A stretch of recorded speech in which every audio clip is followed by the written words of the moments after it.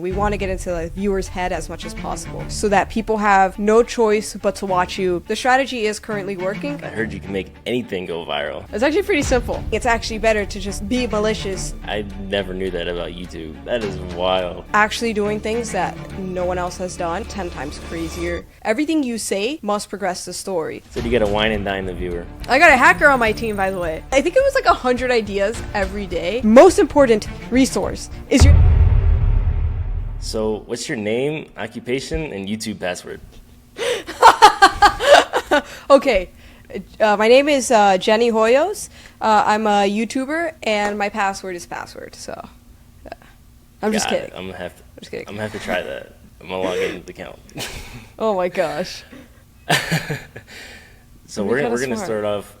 We're gonna start off right away. You said some controversial stuff. I heard you can make anything go viral. What's the science behind that, and how can you guarantee it?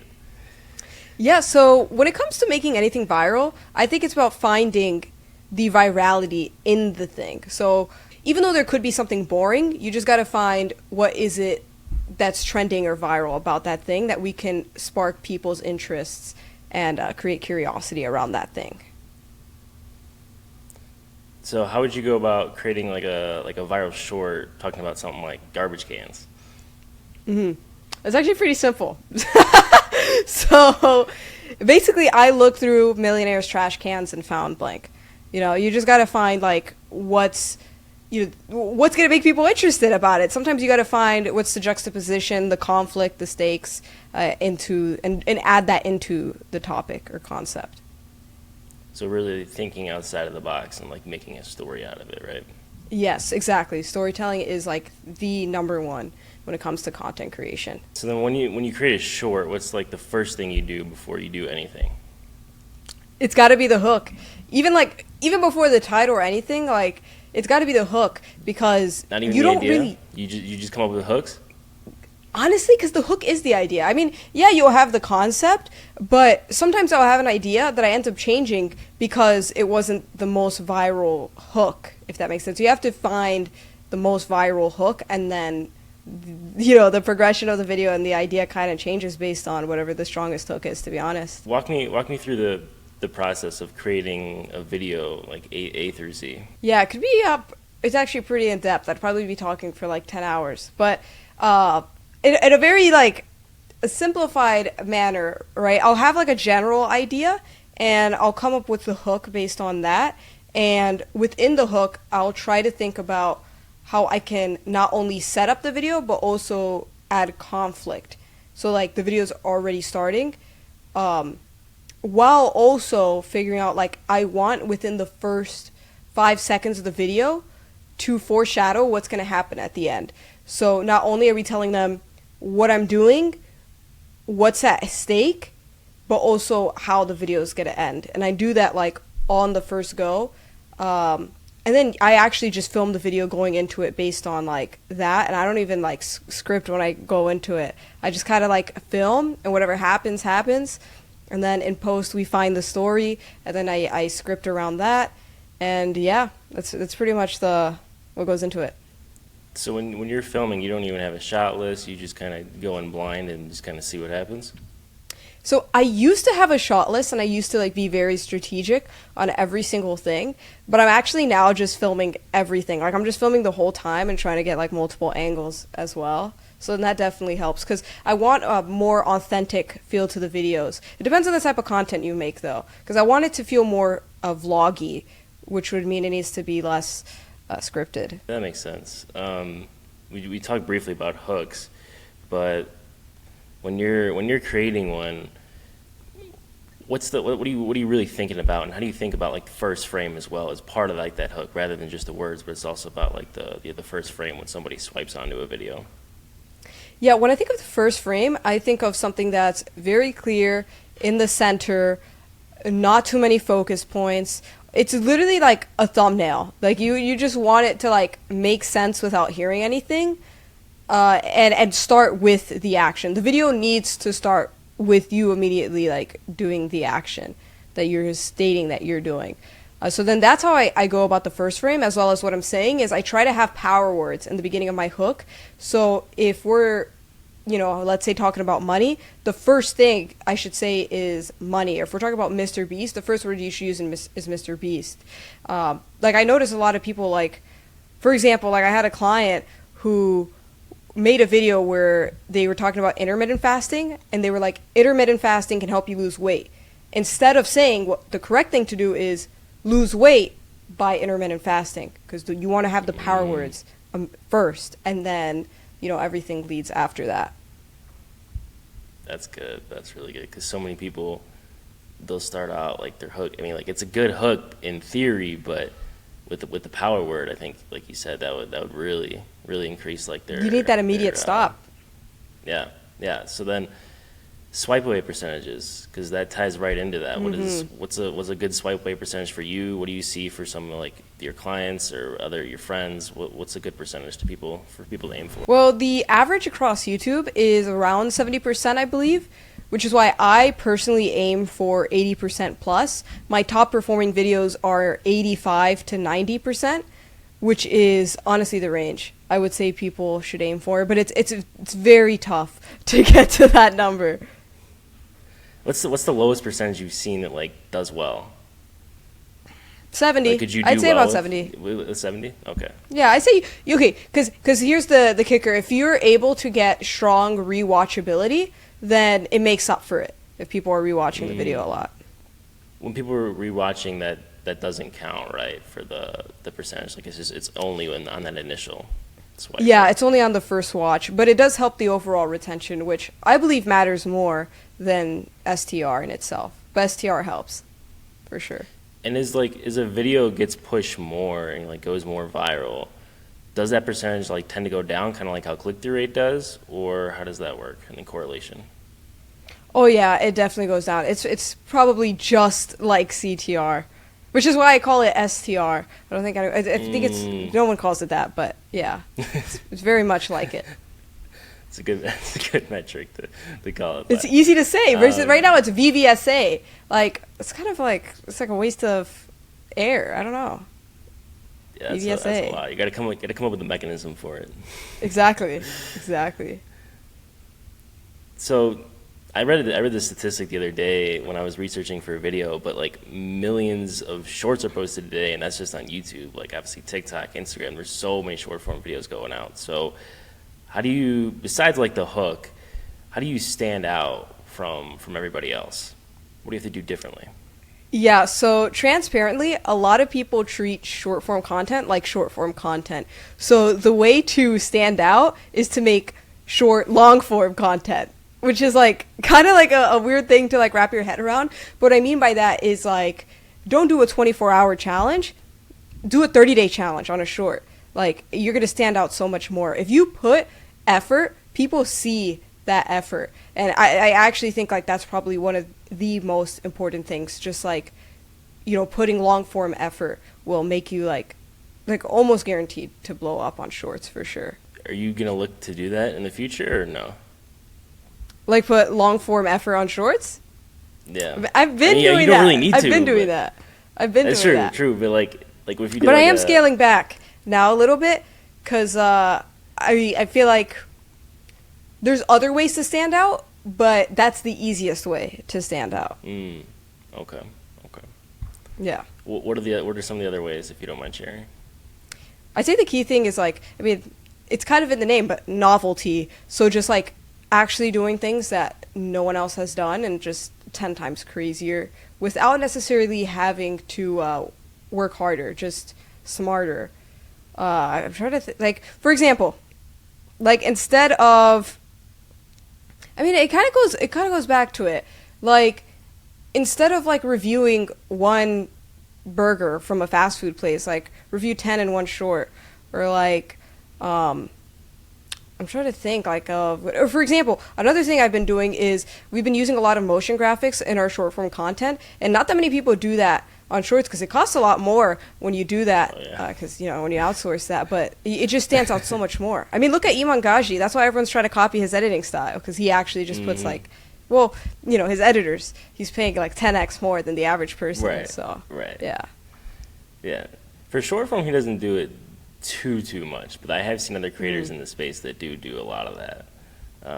So that's definitely a viable thing. Makes it more engaging. Yeah, yeah, for sure. So we talked a little bit briefly about storytelling, but how do you view it? How do you create such like a long form and a short form? How do you create such a concise story that keeps people engaged throughout? I think the key thing to make short form concise is being really weary about what you say and show. So for one, everything you say must progress the story. And you can't even, like, the way I see it is I don't even say jokes if it doesn't show a new story beat. Like if a joke doesn't progress what we're doing, then just cut it out. So every single line I say should progress the story. But on top of that, I don't match what I say with what I'm showing. What I mean by that is if I say I went to the store, I don't show me going to the store because that's, the viewer clearly sees that. I will show something else. It's kind of like how those people on YouTube will like make a subway while telling a story. It's like you're getting the most concise thing by like pairing the visuals, similar to a title and thumbnail. How like you don't want to put the same text on a title and a thumbnail. They complement each other, so they kind of have to match without saying the same thing. And what storytelling tactics do you also use? Like, for example, like the but so storytelling method, or but therefore. Yeah, so I love using but so storytelling, which is basically just like constantly adding conflict throughout a video so that it feels like we're progressing more. Although I do love using the hero's journey as well and like complementing the but so storytelling where it's very similar to but so storytelling where it's like you're succeeding, but then you have a bunch of things that draws you slightly back. And then at the end of the video, you're like at the breaking point, you're about to like all is lost. But then you find the way to win at the end of it. As well as I like having A and B plots. Those are huge. And essentially that's just giving people multiple reasons to care and to watch the video. So you want to have for me, I try to have like multiple plots without it being too confusing so that, for example, if someone's watching, they could be watching because they like me. They could be watching because they like the topic. They could be watching because they like my mom because I put her there. They could be watching because I said it's her birthday and they're invested in the story of it being her birthday. And it's like giving the viewer multiple reasons to care by like adding multiple plot lines. And that's basically like keeping multiple questions in the viewer's minds, right? Yes, exactly. Do you use any, besides like storytelling hooks, is there any like specific psychology that goes into that where you're like really thinking about like your audience and any psychological things at all that are like subconscious, or no? Yeah, there's a couple of things. No, I love it. Like I've been actually looking into a lot of psychology and like human nature. So, for example, like we mainly do this we've been trying to figure this out for primarily getting viewers to subscribe because that also like helps at a video performance because it shows that they liked it that much they wanted to subscribe. And like I literally have an Excel sheet that my team made where we have like all the different types of sub pushes that we did, subconscious and not. And then like we like calculated the Pearson correlation of which were the most successful just to figure out like human psychology. And for example, in that case, we found that it's actually, it's multiple layers. I get most subscribers when I include my family, when I do something wholesome, and when I don't ask them to subscribe, but someone else mentions the word subscribe or even like the concept of YouTube. So it's like little psychological things like that we've been trying to look into.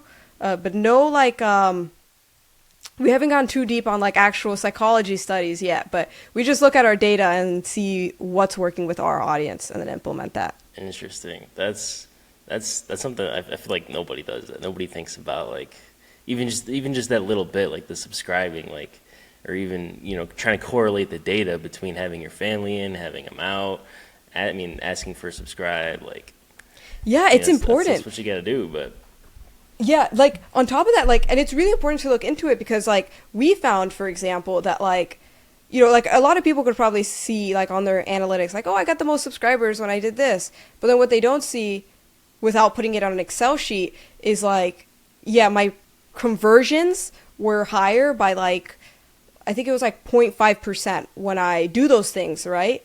But I get 10x more views when I'm the opposite, when I'm actually malicious, like when I prank my family. I get less conversions, but I get more views, which equals more subscribers at the end of it, meaning it's actually better to just be malicious at the end of the day, which is kind of like a weird like twisted thing, but like it's like that's the only way we find out like what we actually have to do, and then we have to implement that not just on subscribes but also on other aspects of the video.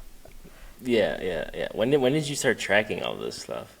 Pretty recently, like 3 months ago. It wasn't even my idea. Someone from my team was like, hey, like I think this would be like really smart, because they were like looking at the analytics, and they were like, oh, I realized like YouTube doesn't actually give you that much information. Like they give you the retention graph, but like you don't actually know, like for example, like qualitative data, what the viewer is actually thinking, and we want to get into the viewer's head as much as possible. You mentioned your team. How big is your team at this point? No, I just have one full-time person. Well, I mean, when it comes to like the actual, it's kind of tough, because I have like a couple of people will reach out for like freelance gigs, I guess, but like actually who's like actively working, I just have one person full time, and then like when I need help with something, I'll just contact the person that I think will do good with that thing, if that makes sense. Okay, so you kind of have like a Rolodex of different people to reach out to. Yeah. Yes. Exactly. Help. Okay. I have a list. But you have okay, but you got the one full-time editor. Yes. How long did it take you to find that editor? Oh my gosh, it took me like a year. Like actually, and I went through over 5,000 applications, and I'm still looking for an editor. Oh my goodness. It's crazy. It's so tough. You think it's better to train an editor or to hire somebody that's like even better than like you are? It's I honestly think it's better to train someone, because that's kind of what I did. Because when I hired my current editor at the time, he was less experienced than me. Probably, I don't know. I feel bad. I don't know what to call him. Maybe we were at the same skill level. He wasn't necessarily cracked per se, but I saw that he was very passionate and he was a grinder. And I knew that over time, like if I just teach him everything I know, like about, going viral on shorts, he's going to be able to edit the most viral shorts. And he did. And, it worked out. And I think that way, when you train someone, you're also able to, they don't have any bad habits per se. Like a lot of editors like don't know about retention or anything like that, like, or like they're too filmmakery, and then they like, you know what I mean? Like when you're starting at a clean slate, you can, it's easier to add those habits and remove habits. How long was that training process?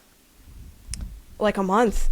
He's a grinder. It was like a month, but he sleeps like every other day, so that's like 2 months. And his, if you do the math, I don't know. I guess. Regardless, that's still good. Yeah, that's no, it's really great. Good. Yeah, it was about a month. Do you use any specific copywriting techniques in your scripts for both short or long form? Oh yeah, all the time. I mean, I think there's a lot of different strategies I use, but the biggest thing that I resort to time and time again is conversating with the viewer when I'm writing. So after every line, I'll tell myself, okay, what is the view, like if I was having a conversation with them, what would they say? What would they ask? And then that would be my next comment. So almost like you would say a sentence and then be like, now you might be thinking blank, but it's actually this. So saying something as simple as that is addressing the viewer, and you always want to constantly address the viewer. You want them to feel like they're having a conversation with you. So that's like the biggest thing. Okay, so but you're kind of like almost opening like a mini curiosity loop and just like immediately fulfilling it in a way. Yes, you have one big curiosity loop that the viewer has. Like when you hook the viewer, you're like automatically your videos should start with a problem that's going to get resolved or a question that's going to get answered at the end of the video. But throughout the video, you're going to give them little puzzle pieces that are going to slowly resolve the problem or answer the question, but not give them the full picture. So they can get their answer slowly answered. They can get their question slowly answered until they get their big question answered. So yeah. And so do you only do like one. That's like technically like, at least from what Hayden Harry Smith calls is like 2+2 storytelling, rather than like straight telling them a 4. Do you only open like 1 to 2 2+2s, or how do you look at that? When I think of 2+2, I think of the introduction and building and context and like giving the viewer a why they should care. But when it comes to short form content, you kind of want all of that to be in one sentence, not like 10. So it's like it's probably more like a 1+1 is the way I would the way I would describe it. So yes and no. It's like a shorter version of it, as concise as possible. Got it. And then in the long form, do you think of it the same way, or do you think about dragging it out a little bit more and trying to make the viewer use their brains a little bit more? Yeah, I love, like with long form, I love making the viewers like use their brain. Although I do try within the intro to like it's kind of weird. So right now the strategy we're kind of doing is like 4, and then like video starts, and then 2+2. So what I mean by that is like in my recent video, because this is the most like recent example I can think of, is I gave 4. I was like, my recent long form, I hooked the viewer with 4 by saying I'm selling everything my family owns without them knowing. And then I immediately sold their stuff. So technically speaking, that was 4. After I immediately restated the title, then I did 2+2. Then I gave them context on why I'm doing this, how the challenge works, the rules, what foreshadowing, etc. So like that's the format I'm using: 4, then 2+2. Got it, and that makes sense because you really tie that in with the why. I think that's a big thing. Back to short form content though, what do you think about posting like cross-platform? Because I know I do this. I know a lot of the people that do it. They'll make something, they'll have it edited, and they post the exact same video across YouTube, TikTok, and Instagram. Is that bad? Is that good? What have you found from your postings? Yeah, it's good. So the key thing I'd be wary about is actually post first on YouTube and wait at least 1 week before posting on other platforms. So I usually schedule upload everything so I don't have to like think about it too deep. But YouTube like actually like analyzes the whole internet, and like YouTube's like the craziest platform compared to everyone else. So that's like a must for me, because you don't want it to look like you're repurposing content. But as for how the content actually performs, it is going to perform differently on all platforms because there's different viewer behavior. But generally, if you have a viral video, it should still perform well everywhere, just like different extents of well. I never knew that about YouTube. See, that's crazy. I heard that from like a really high up YouTube employee, and I was like, okay, I'm never like posting at the same time a day again. So that is wild. Holy moly! Wow. Yeah, I would at least a week. At least a week. Okay. Yeah. What are your thoughts on repurposing long form videos to short forms, and like especially on the same channel? Because I noticed Brian Strahan started doing this recently, like to all of his videos, and then Isaiah Photo has been doing it, but Brian Strahan is the big one now. Mm-hmm. I think it all depends on your goals as a creator, because conversion-wise, I know it's very well because I have tried it before. It does very well conversion-wise, but brand-wise, like brand identity-wise, I don't think it does well because of the reason. For example, if you watch a long-form creator and then see they post a short, and you're like, oh my gosh, I'm so excited, and then you realize it's the long-form video you already watched, you know, you're going to be a little dissatisfied. You're not going to want to watch it. And then on top of that, now when they post a short again, you're not going to know if it's a repurposed long form or if it's actually a short. Now you're just not going to watch their shorts like at all. I mean, that happened to me with a bunch of creators. I just don't watch any of their shorts because I'm like, oh, this is going to be a long form repost. So like, I don't think it's a smart like long term, but short term it works. So, but I wouldn't recommend. What would you think if they were posting on a separate channel? I think it's fine on a separate channel. I think it's fine. Okay. But like, just create unique content promoting the long form. I think is just like best. So would that look like maybe making like an offshoot kind of the main video, like the long form video, where it's something maybe that's not in that long form video, but it's very similar to it? Yes, exactly. Something that's not in the long form, but very similar to it. A couple of months back, I made a short talking about Andrew Tate releasing a new program called Hustlers University, and I like told the viewer what's it about and how much it costs, etc. And then I said, oh, I actually took the program, watched it on the full video. So it's like the same topic, but it's like a prequel to the full video. Mm. What were your conversion rates on that? And that, because that was before like YouTube introduced that feature where like you can have the little video that like takes you immediately to the long form video.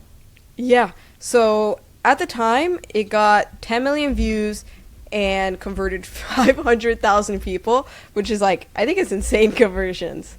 So yeah, it seemed to have worked. How well do you think it would have done if you did it now? I think it still do well. I'm still going to continue trying it out, but I think it's probably the best strategy when it comes to short form conversion, or converting from short to long form. Okay. How do you treat returning viewers, and how do you create them to propel all your videos forward? Yeah, that's it's a great question because I love fostering returning viewers. In fact, I believe I have like 30 million returning viewers every like 90 days or something, and and it's very like attributed to the type of video ideas that I make and making sure I have a consistent brand in the sense that you want the videos to be similar ideas. You want to have the same characters, a same style of editing. You want to make it very obvious when people run into your video, oh, that's a Jenny Hoyos video.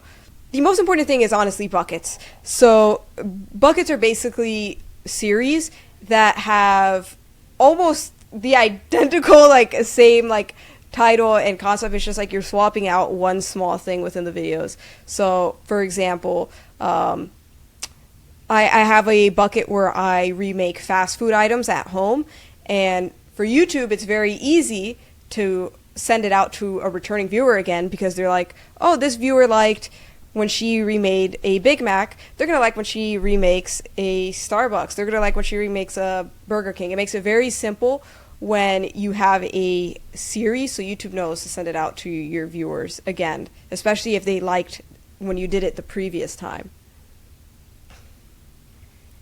So when you're ideating for short form, do you want, like, if one bucket does well, like then you would build more ideas and like hooks off of that bucket, right? Oh yeah, 1000%. You wanna milk the bucket as much as possible, but when it starts getting old and like you're noticing like views are starting to go down, then just like I killed my bucket and on to the next. How many buckets at a time do you like to have? I would like to have 2 at a time, but as long as you have at least one, I think you're good. So, I mean, ideally, then it would be like 2 buckets that are like proven that are working, and then maybe like one, like every third one would be like experimental to see if you could find another bucket. Yes, exactly. I personally like experimenting more than not. You know, the average like creator, it's very risky to experiment, but I like the average creator I heard should experiment 20% of the time, but I actually do the opposite. I experiment 80% of the time because I'm trying to get 100 million views, and I haven't averaged 100 million views yet. So I'm going to keep experimenting until I figure out how to average that amount, and then I'll experiment at 20%. Okay. Speaking of views, this is off the top of my head here. How many views do you know, like across all platforms, do you have? I have over 1 billion views across platforms. I don't know the exact number, but I think I have like 1.5 billion, something like that. That sounds about right. I knew it was over 1 billion, but oh yeah, it's over 1 billion because crazy. YouTube itself has 1 billion. So yeah. Do you get recognized often or no? Yeah, it's actually it's crazy because no adults ever recognize me, but like a lot of kids do recognize me, but yeah, it's super crazy. Yeah, it's strange, but I love it. Have you had any weird interactions, or have they all been like pretty good? I know I mean, they're all cool. I think the only thing is like they're probably majority are like embarrassing and awkward, but yeah, like nothing weird per se. Okay, so you Yeah. don't need Imangaji's bodyguard. You don't need Oh no, security fence. no, no! I don't need that. How many does he have? I forgot, he has like 6 or something. No, Yeah, he's got a lot. that's crazy. No, I don't need that. I don't need that. That's hilarious. Yeah. In his podcast with Bieza, I remember he said that some dude swam up in the river, like in Dubai, to his Oh my house. gosh, what the heck? Wait, for real? It's Oh my wild. gosh, that's wild. That's crazy. I guess like people are just like people who watch him are like just like diehard fans, I guess. I don't know. It's crazy. How do you come up? How do you come up with ideas for long form, and then how do you decide? Do you make a decision if it's like good for long form, and then like would you turn that into a short form if it like wasn't good enough for a long form? Yeah, I love this question because this is something I think about a lot actually. So, I want to go back to what I said earlier where you want to make, short long forms where, a lot of my ideas, I just tell myself, oh, I'm going to make it a short. So like almost all my ideas, I'd never say I'm going to make it a long form unless I feel like there's a lot of bits that could be in the video, if that makes sense. Like, I usually dictate it not based on the idea, but the amount of content within the idea, essentially. Okay, so if you feel that there's like you can make enough like a full like 8-10 minute video long form out of whatever the topic is, and you can build like a big enough story, that's when you would look to make a long form. Yeah, 1000%. I'm also like really keen on like I love that you mentioned story because I'm really keen on like actually having good plot lines, and if I feel like there's a really strong story to tell, and even if there's not that much content, then I will make a long form around that. Or it's like if I feel like there's a deep story. How many ideas are you coming up with, like a day, a week, but like just to make like for every like one short or for every long form? Yeah, I used to brainstorm. I think it was like 100 ideas every day, which was not sustainable. I did that for like a month, and now I have like a list of like over 10,000 ideas or something like that. So ironically, I don't brainstorm every day anymore because I actually have like my calendar, like my content calendar scheduled out with so many video ideas that like I guess I'm not in a need to brainstorm anymore after like that whole month, I guess you could say. But I'm usually like when I'm on YouTube, like I'm open to ideas, and that's usually like so now like I don't brainstorm at all.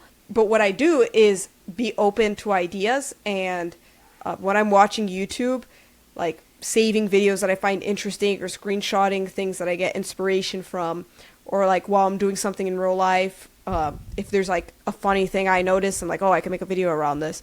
Like that's where like most of my ideas come from nowadays, like not from direct brainstorming. What did your brainstorming look like before? What were you doing? So what I did this, there was no Chat GPT, unfortunately. I mean, so I wish I honestly it was much better. Brainstorming is much easier with Chat GPT, to say the least. But usually it would look like me picking a topic and then just like thinking of every angle I can attack. And then once I have a viral title, then I will come up with different extensions of that idea. So for example, I recently came up with the idea, I sold everything I own. And then I was like, okay, let me brainstorm a bunch of different ways I can attack this. So it's like, I sold everything my mom owns. Like, oh shoot, I sold everything my family owns. That's so much better. So I already had a viral concept. Like selling everything you own is already proven to be successful with like minimalists on YouTube. So it's like, oh, what if I sold everything my family owns? That's an extension of the idea that makes it even more better. That's not even grammar. That makes it better, not more better. But yeah, you know what I mean. Yeah, yeah. You mentioned ChatGPT, so you actually you like using AI and like ChatGPT for YouTube. Yes, I love it. It's oh my gosh, don't even get me started. Yeah, it's the absolute best. It's my best friend. Really? Because I'm like against it. Oh, really? Maybe not against it. Maybe that's a little strong. I don't like to use it. I'll put it that way. Interesting. I like to manually do it, but I mean, you're the one who's super successful, so I can't say too much. Oh my gosh. What do you use besides ChatGPT? Honestly, ChatGPT has so many integrations that like you don't really need to use that many other AIs. Like ChatGPT is the all-in-one. I'm probably gonna have to cancel some subscriptions now that you're making me think about it. But yeah, ChatGPT is the best one. But also, Adobe has been releasing great AI features such as Photoshop's Gen Fill, which is like absolutely been a game changer in the process, for sure. Yeah, it saves so much time with like thumbnail designs. Also in the video edits, like we'll create like new scenes that weren't even there, but it looks super realistic, and like that was actually the environment I was in when I wasn't. If that makes sense. Yeah, that's interesting. How do you train like ChatGPT? Because I know a couple of my friends like they do use it, and like they still struggle with like getting it to actually produce like good YouTube stuff. Yeah, it's honestly like very tough because it's not you're not going to be able to just input a prompt into ChatGPT and then it gives you something cracked. The way I see it as, and I've been using it as, is for a back and forth brainstorm buddy, in the sense of like I have this video idea and I'm explaining to it very in depth. This is what I want to do. Brainstorm 10 different B plots I can have, and then it'll give me a list of B plots, and that's actually like how I've come up with a lot of my B plots, actually. Interesting. I would not have thought to do that. So you use that with like your storytelling as well. Yeah. Another thing I've done, bro, this might like be absolutely huge. I've inputted like the transcript of like all my interviews into Claude.ai because it takes in more text than ChatGPT does, and then like I'm like, oh, write a Jenny Hoyos style YouTube short about blank, and it's actually really close and it's scary, like it for real turns into me. So life hack, and it works for me because it's also my content actually, so it's kind of genius. Yeah, it's true. It's true. You're gonna have an AI influencer Jenny Hoyos clone. Oh my gosh, it's so scary, potentially. We touched briefly on long form a little bit, but what's your actual strategy for that? And how are you like looking to convert short form to long form, or are you even trying to do that at this point? Yeah, so my current strategy is just to make the best videos. I guess it's like kind of like an obvious thing to say, but what I mean by that is I'm trying to make the best videos and not necessarily sell out to what's currently trending or like what other people are doing, because I don't want what other people are doing to dictate what I'm doing.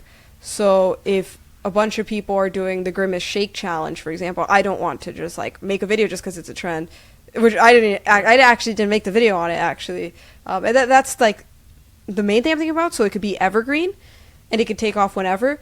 And then my goal is to have a lot of my shorts viewers convert into those long forms by making very, very, very similar content in the way that they feel and the ideas and the characters and the type of story. Like I'm trying to make it as similar as possible, just like in the feeling that it's like, instead of feeling like a longer short, I want it to feel like a bunch of shorts back to back without being a compilation. So the way I'm doing it, my best strategy, I would say, is making bit-based videos. So like I recently tested 100 products and the video is just, 15 seconds of of every different product. So it's like, it's just a bunch of shorts put together, and it's like, it works perfectly for the shorts viewers. And then I can make a promo short promoting it, and then it's perfect. And you could use one product, or you could just use like an additional product that you didn't even use in the video. Exactly. Gotcha. That makes a lot of sense. So with your audience avatar, because now initially you kind of started off with like money, finance, entrepreneur, then it kind of shifted, and then now it's kind of like really young, like kids, right? Like in the younger demographic, like low teens. So then the content you make for long form has to be very similar to that, correct? Correct. Yeah. It's a very tough niche. It's a weird it's definitely tough. When you're making the long forms, are most of the viewers like from that short audience like right now, or are they a different demographic, or how does that look? Yeah, when you check my analytics, they're almost all returning viewers, meaning the strategy is currently working. I just want more returning viewers to watch the long forms. And I think promotional shorts will definitely help with that. Gotcha. If you were going to start over from scratch, would you do long form or short form, or would you do both? I would do it the exact same way I did it, honestly. Like, I would focus on short form content in the sense of, it depends on where you're at, but like short form content is the best way to learn this skill set, to be honest, because it's like you can make a video in a 100th of the time, so you get more reps in. And when you get more reps in, you also get more data back. You can actually see, like your metrics sooner. You'll probably succeed much faster, and it mental health wise, I guess you could say, like you'd feel mentally much better knowing that I'm getting a lot more views, because it's easier to get views on shorts, right? So it's like at least I feel like when you're starting off, short form content is like much better overall for like beginners. But if someone already has a skill set and they're starting a new channel, like I would say long form content, or I would say both, but primarily long form for sure. Why do you think that it's like some people, they're really good at short form, but then when they try to go to long form, they're just not good, to put it bluntly? Yeah, honestly, it's just a completely different game. Yeah, I mean, honestly, I think it's because short form content can be selfish, because people will see like 30 seconds into your life, because that's only like 30 seconds that they're wasting is what they're thinking, but they're not going to watch you be selfish for a whole 10 minutes, because that's 10 minutes, like that's a whole different story. That's a lot more time to be wasting. That's what I think. I mean, and that comes back to why when people are done watching short form content, a lot of people feel like, honestly, like they had fast food. It's because a lot of the videos are fast food like, and then they make long forms like it's fast food, Yeah. So yes, strong hate to people who eat fast food, because that's bad for you. Do you think about like viewer satisfaction, like at the end of the video, like even on a short or a long form? Do you want them to feel like do you want them to feel a certain emotion? Do you want them to feel like very satisfied so they'll watch another one, or what kind of feeling are you trying to create then? Yes, viewer satisfaction is the most important thing that I think like me and my editor talk about like the most, because we know we can get so many more views selling out and doing NPC content per se that makes people feel like nothing but just gets like a bunch of views, or like YouTube automation, I'll just get a bunch of views, make a lot of money, but then it's like the viewers don't feel anything. And viewer satisfaction is very important if you want to have a long creator lifespan. And I don't just want to be another creator who dies after 3-5 years. I think to be like an MKBHD, that comes from viewer satisfaction. So it all depends on your goals. The viewer. What was that? Said you got to wine and dine the viewer. Yes, you got to wine and dine the viewer without fast food. Yeah, you got to take him to the expensive place. Yeah, exactly, a steakhouse. Bringing it back to the starting over from scratch, what would you do if you had to hit 1 million views in one video on a brand new channel? Like what video idea would I make? Yeah, what would you do? Short, or I mean, I think long form cheating or short form cheating though. It has to be a long form. Oh, okay, long form. Yeah, I was gonna say short form. Unlimited budget though. Oh, unlimited budget. Nah, that's unlimited budget. easy. No, honestly, like It would have to be some sort of social hack or trend hack. I probably a social hack, actually. You know, if you had an unlimited budget, I'd probably do one of those videos where it was like, I bought all of X so you don't have to. Or people love that when you do something so other people don't have to. So probably something like that. Like the guy who's been like buying a bunch of stuff and mixing it and then trying it. It's because like no one's actually going to do it. And I think those are like the most viral concepts, like doing things for the viewer. If you were trying to like establish that channel, how would you like find an audience? Would you, if you were starting a channel, like would you try to find like an audience avatar to target, or would you just come up with a great idea, make the video, and then base your audience off of like the audience that you got from that video? Yeah, I would say if you have that avatar in mind that you want to target, then go for it. But if you don't, just make, like, honestly, like, go for it, make whatever videos you want to make, and feel free to like branch off. But like I said, I don't think you need to restrict yourself. I would just do whatever like is proven concept and make it like as viral as you can. It's kind of tough because like viral is like, what does that even mean? So, but Yeah. you know, yeah. And then would you adjust like you would adjust your content then obviously to like what worked, and then you would kind of center everything around that, because that's kind of what you did. 'Cause Yeah. then you like with the entrepreneur, then it kind of centered. Now it's all around like kids basically. Yeah, exactly. That's what I did. Like you said, my first video was about Bitcoin mining. Well, like it's so vastly different because it went from like crypto to like, then I was like, oh, I'm gonna make stocks content. I'm like, oh, I'm gonna do like finance channel. I'm gonna be a drop shipper. I'm gonna do e-commerce, you know. And then like, because I was just like pivoting to find what's working until I found like, oh shoot, making money content is very saturated. It's possible to break out, but it's very hard.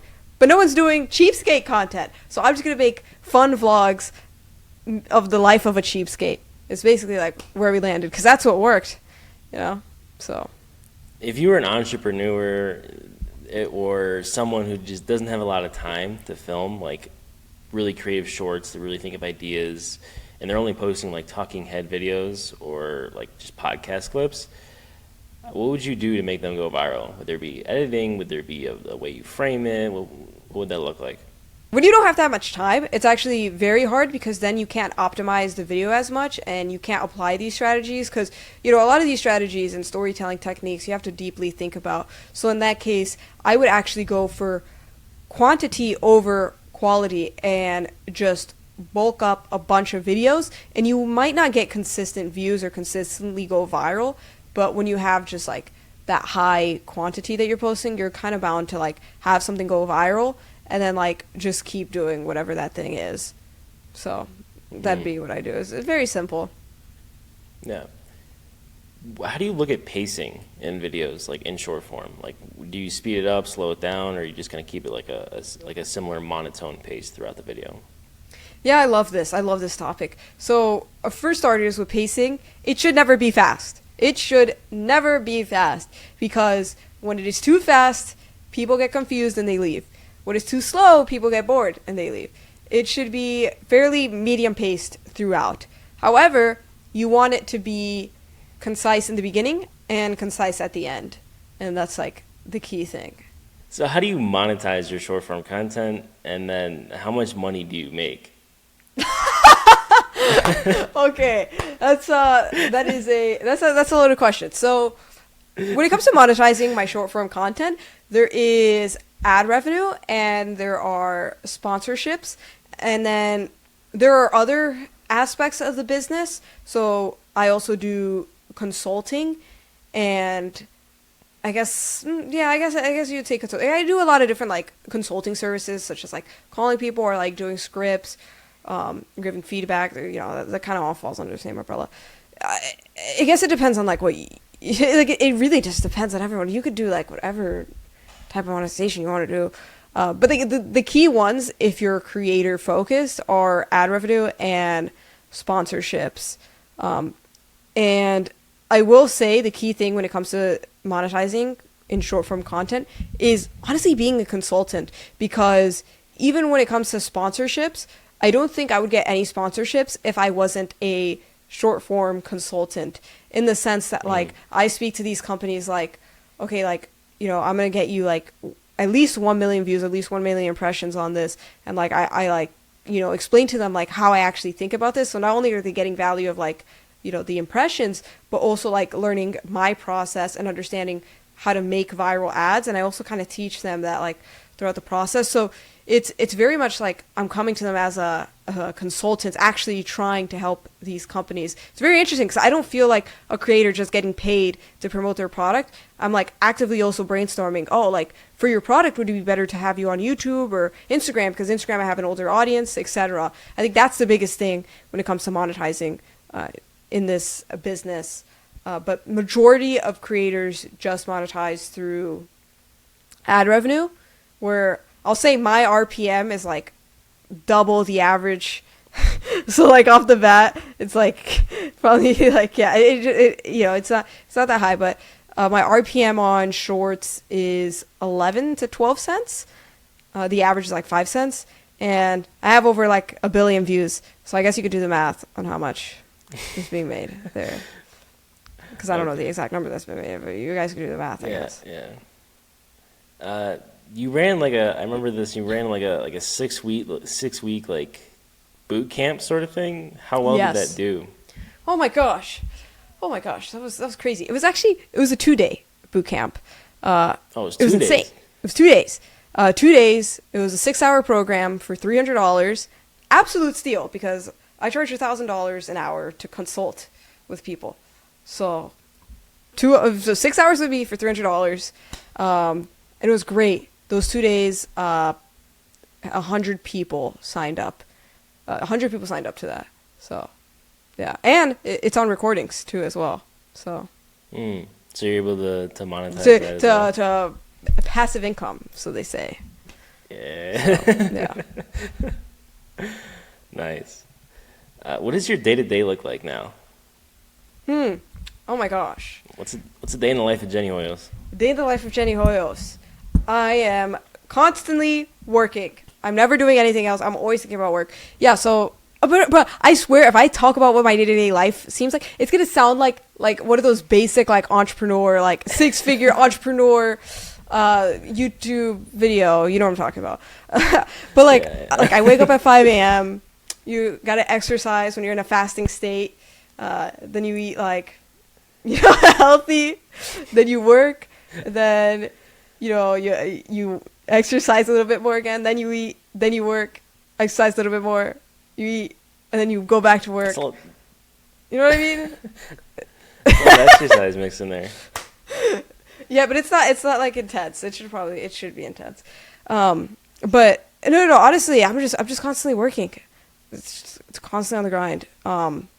But usually every day is different. Like the way I think about it, and I think a lot of creators should do this, is the key thing is like every day is different but similar in the sense of like, for example, every Monday and Wednesday I am at home, I am not working, and then like every other day of the week I am out filming, and that kind of helps me keep consistency in my schedule, and just to like kind of be in that like filming mindset. So like I know, like, oh, it's a Wednesday, I can lay back, I can, like, you know, it's a little bit laid back today, if that makes sense. So you're filming 5 days a week? It depends. Because sometimes I'll batch content. I'll film, like, 3 shorts in one day, and then it's like, oh, I only need to film for, like, 2-3 days this week. So it depends. Filming every day, that's a lot. It's a lot. Yeah, it's a lot. I film almost every day, though. It's a good habit because, to be honest, like, when I started content creation, like, I'm still not funny, but, like, I was so not funny. I was, like kind of uncomfortable on camera. Like, I didn't really know how to talk, and, like, you know, I had to get the reps in. So, like, even if I don't post a video, like, I even still try to record on my phone or just say something, whatever, random. Like, for at one point in time, like, I would record myself for 1 hour doing a comedy, a stand-up comedy set to the phone just to, like, practice. And it was so embarrassing. It's so embarrassing. But, like, it helps build the muscle. Yeah, gotta get the reps in. Gotta get the reps in. It's all about reps. what else like do you do in a day to day? Like since you have an editor and stuff, what else are you doing? Like what in your day in the life besides filming? It's a lot of strategy. I mean, like, yeah, it's tough because I'm always doing something different. It depends on what I need to do, but it's usually strategizing because right now I'm in a point where I'm trying to figure out how to get 100 million views per short. So a lot of my time is spent like analyzing other people's videos or like coming up with like a strategy to like, for example, like I was telling you, like I want to get to 10 million subscribers by the end of this year. So it's like I need to know like how many videos I need to post exactly, like what kind of videos those need to be to have the highest conversions. So it's like it's usually a lot of strategizing because I try to work smarter, not harder. Because why would I, make extra videos and spend like 40 hours making one video when I can like strategize for 10 hours and to like fully know like, okay, this is actually what's going to work and this is what I need to do. You know what I mean? Yeah, for sure. So how long have you been doing YouTube then? And like I know the amount of work you've put in, especially before you blew up. But how many hours have you studied, and where would you even start if you knew nothing? Yeah, so I've been doing like YouTube and making videos and like vlogs and like I was even a freelance video editor. Like I've been content creating since I was like 8 years old, and I was like doing musicals, theater, and like stuff like that. But like actually like for real trying to do YouTube as a like doing YouTube like as a occupation per se has been 2 weeks. I started my channel 2 weeks. What the heck am I saying? Could you imagine? I started my channel 2 years ago. So yeah, I mean the amount of time that I put in like for 2 years I've been putting in at least 100 hours per week. Like it's a grind. I want this dream bad. So what drives you? Oh, yeah, it's that's such a tough question.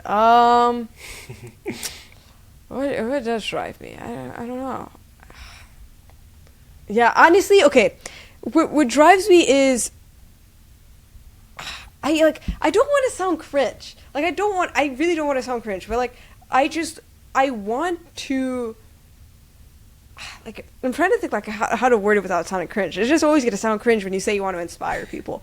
But like when I grew up and watched like YouTube, I guess you could say there weren't that many like good influences. Like these people are influencers, but they're not making good influences, if that makes sense. And I want to influence like the upcoming generation to not come up so spoiled as much as like other people might, like iPad kids, and just like kind of understand the concept of money, which is why I like making videos around the lens of a cheapskate. Like, because when I first started my channel, I wanted to inspire people to become entrepreneurs and not be afraid to chase their dreams. But like, not everyone wants to be an entrepreneur because that's like not for everyone. Like I have a cousin who's like super passionate about being a doctor, and like if you want to be a doctor, you're like you got to go to school.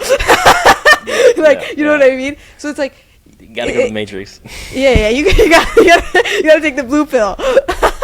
So like that's why like I was like I think the lens of a cheapskate makes a lot more sense because that's something like that's influential that can benefit anyone and everyone despite you being an entrepreneur or not, and you could like still be passionate about what you want to be passionate about while having like a good financial situation, I guess you could say.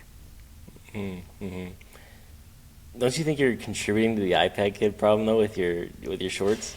Yeah, it's honestly it's kind of tough. It's kind of tough. It depends. Yeah, it's you can't help it. But there are some kids that get inspired. I think the key thing is like when I meet one time I met a fan who started couponing because of me, and she was like 10 years old. I was like, oh, that really stuck with me. Like that was huge. Like, oh, that's crazy. Wow. So that's pretty cool.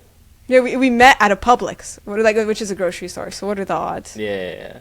They were couponing. They were getting their free stuff. So yeah. That's funny. That is good though. That is good.